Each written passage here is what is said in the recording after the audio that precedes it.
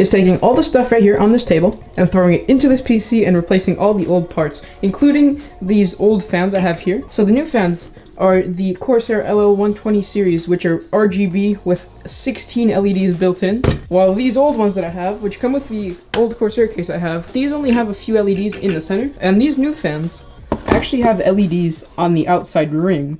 Now, since this is an RGB upgrade, we're also going to include the NZXT Hue Plus Advanced PC lighting. This actually has nothing in it, but the actual controller's here, and we have 4 LED strips with magnets, so we can literally throw them anywhere in the case. Haven't test fit this yet, and I know this bottom one's going to be a bit of a concern, but we'll figure that out. So yeah, we'll just have LEDs around the case, and basically we're replacing the fans and the LEDs, which I guess we're not really replacing them because I don't really have any in right now. So I'll have to figure out that. And also, since these fans right here, my motherboard only has one PWM connector besides the CPU one. So I got a Fantex fan hub so we can PWM control all the fans off of one connector. I don't know how well this is going to work, but it seems from a reliable brand, so hopefully it works. And the rest of these cables are just accessories for all this stuff. And don't forget about the silica gel. Alright, so we're just going to throw this stuff off to the side and we're going to unbox these fans.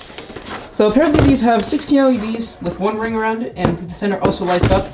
Now this requires 2 controllers, like 2 separate things, like one that plugs into your motherboard, because my old fans actually only required one.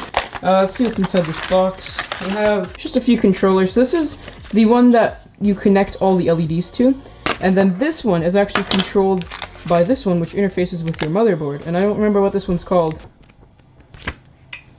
So yeah, this is the manual. We're just going to toss that to the side because no one needs manuals. Hopefully this is going to be straightforward enough. So this is what the dust cover looks like before I clean it. As you can see, there's quite a bit of dust on it, and I haven't even cleaned this in a long time, so I'm going to do that today, but that's not my main priority, although it should be. Obviously I have priorities set here, so we're going to replace the fans first because gotta have the RGB in place. And actually, let me just give you a quick test of what they look like right now. And you're gonna also hear the sound. The amount of sound that comes from this computer is kind of insane. So I got a PWM hubs, whatever that is, so it's a little quieter.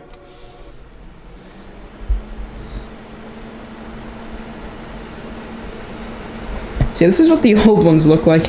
As you can see, they only have a ring on the inside. It's kind of hard to see, but it doesn't spread out too well. So around the back of the case, this is the old controller for the old fans. It looks exactly like the new one, but I'm going to need to basically snip all these cables that are running here. And I have a lot of zip ties, by the way. I have a bunch of cable routing because this 460 XRGB, is it?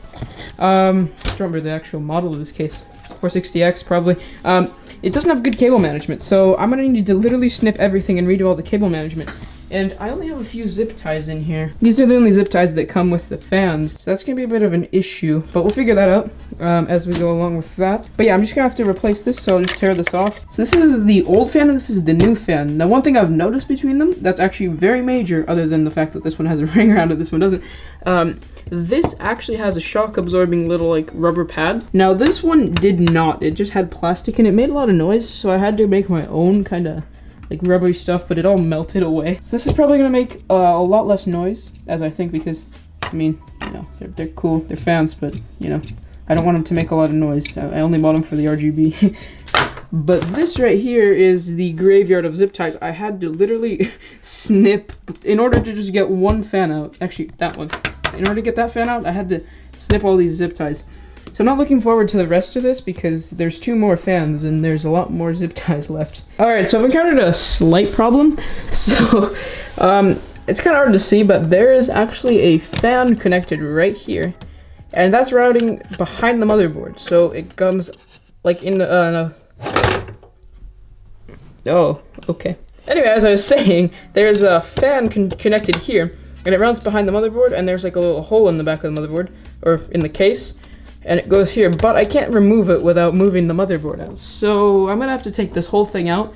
I'm probably just gonna dust it all out and redo the cable management while I'm at it, because really there's no point in not doing it if I take everything out, if that makes sense.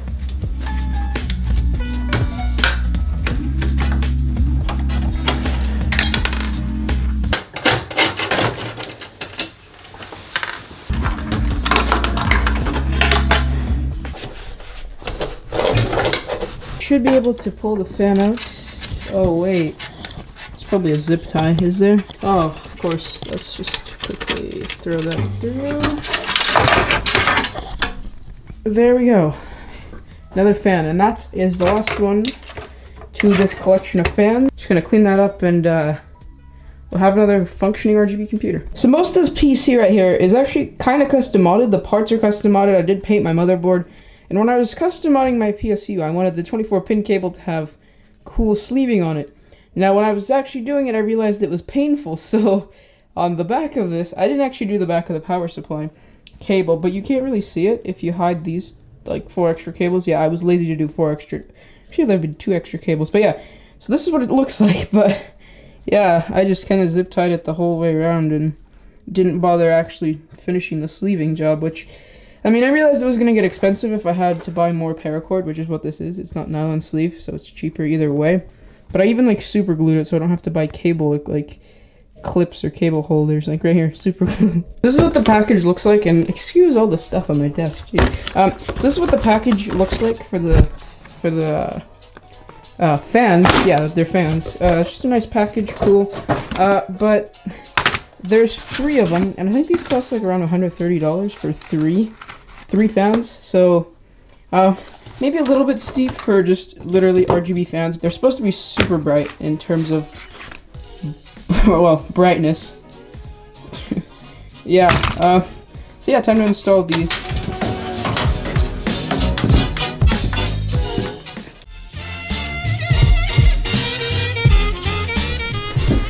Okay, so we've got the fans installed at this point, and they are working. So the fans themselves are working perfectly fine, right?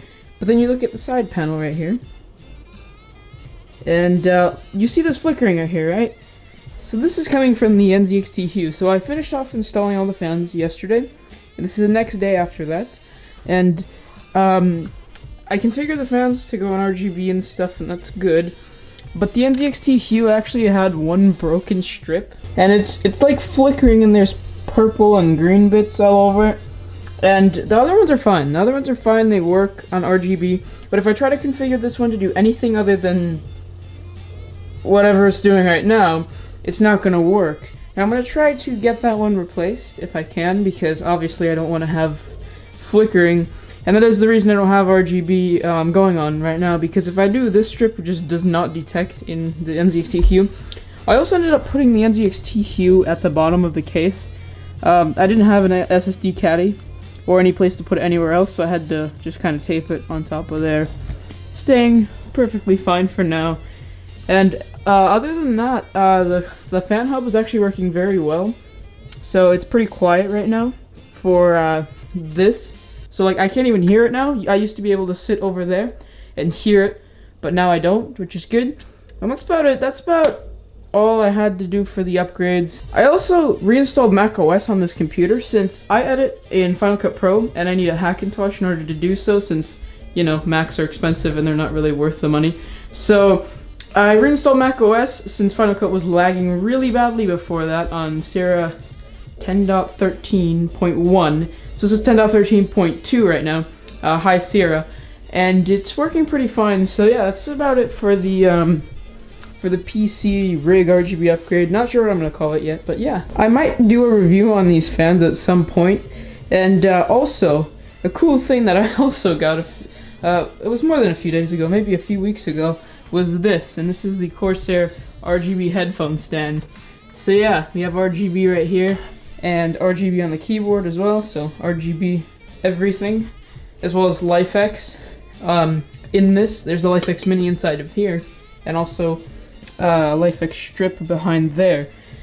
So that's about it for the RGB upgrades. The bad part is I can't really adjust the RGB for here or for the computer within macOS. I have to boot into a Windows drive. And I did that yesterday for the NZXT Hue, and for some reason the colors didn't stay. I think it might be a thing with this strip on the side disconnecting and reconnecting. But once I get that replaced, I'll try to see if I can get it to work again. Anyways guys, that's about it for this video. Thank you for watching, and I'm out. I'll see you in the next one.